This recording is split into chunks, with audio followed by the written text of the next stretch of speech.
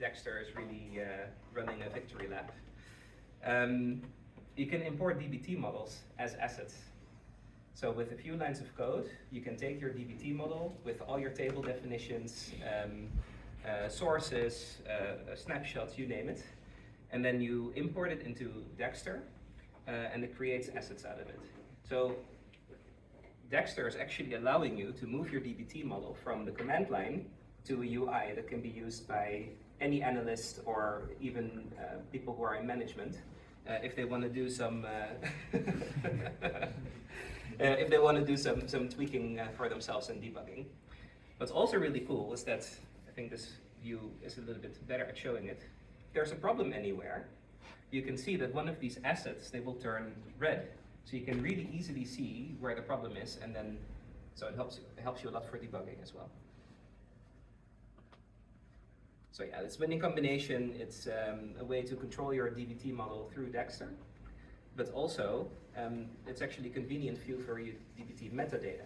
So in DBT, I don't know how it is for you guys, but in DBT, usually you're really focused on the SQL, but there's actually so much more you can configure there. And you just don't do it because nobody's going to look at it. But if you want, you could configure it here and then import it in Dagster, and then you have a convenient view where you actually can make use of that metadata. So it's really good for collaboration as well.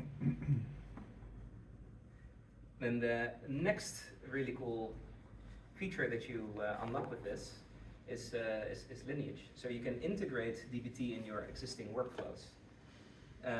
What that means is that this asset may be a DBT model, but this may be an ingestion step where I take data from an API endpoint and insert it into my database.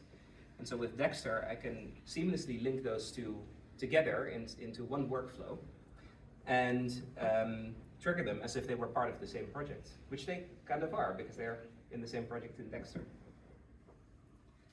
And what's especially cool about this, I think, is that this data ingestion step, and the DBT model, they don't even have to run on the same version of Python.